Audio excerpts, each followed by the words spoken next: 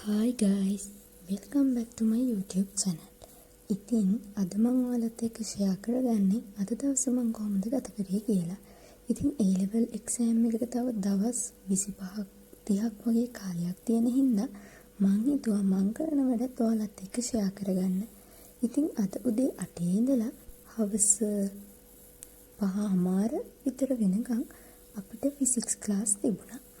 ඉතින් දැන් මම ওই ක්ලාස් ඇරිලා ගෙදර එන ගමන් ගත්ත වීඩියෝ ක්ලිප්ස් කීපයක් තමයි ඔයාලත් එක්ක ෂෙයා කරගත්තේ. එන ගමන් පොඩි බඩගින්නට ස්නැකර් එකක් එහෙම කෑවා. ගෙදර ඇවිල්ලා වොෂ් එකක් දාගෙන ඔහේ ඉඳලා වෙලාව බලද්දී 8ත් වෙලා. ඉතින් ඊට පස්සේ මම ලෑස්ති වුණා වැඩ කරන්න. මම එකටම පටන් ගත්තේ ශුද්‍ර ජීව විද්‍යාව. ඒ කියන්නේ බයෝ වල තියෙන 9 වෙනි ලෙසන් එක.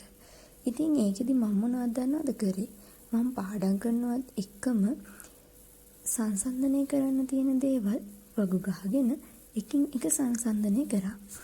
උදාහරණයක් විදිහට කිව්වොත් ප්‍රතිපූතක හා ව්‍යාසාධක, එන්නත් වර්ග, රෝපණ මාධ්‍ය, අන්තක් දූලක සහ බහිෂ්දූලක, තාක්ෂණික ශිල්පීය ක්‍රම මේ වගේ දේවල් මම එකිනෙක වෙන් කරලා සංසන්දනය කරලා හදාගත්තා. මොකද MCQ පේපර් එකට මේක ගොඩාක්ම වැදගත් වෙනවා කියලා අපේ බයෝ ක්ලාස් එකේ සර් අපිට නිතරම මතක් වෙන නිසා.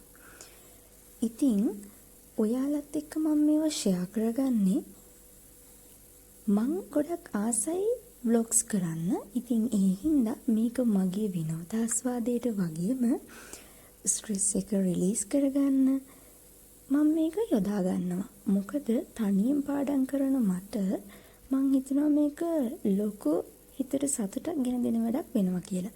ඉතින් මේක කරද්දි තමයි මට තේරෙන්නේ සාමාන්‍යයෙන් දවසේ මං ගොඩක් වෙලා වැඩ කරනවා. මොකද මට වීඩියෝ එක කරන්න ඕනේ නිසාම මම වැඩ කරන ගමන් වීඩියෝ එකත් කරනවා. ඉතින් ඊට පස්සේ මම කරපු වැඩේ තමයි අක්මාව. අක්මාවේ තියෙන පටකීය ව්‍යුහය කියලා එකක් තියෙන්නේ. ඉතින් ඒක මම එකටම අඳින්න පුරුදු වුණා. ඊළඟට මම අක්මාව ගැන පාඩම් කරලා එසේ එක්කුත් ලිව්වා.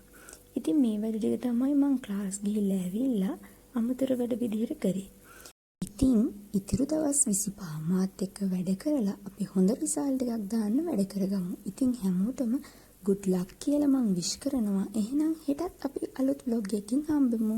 bye. thank you.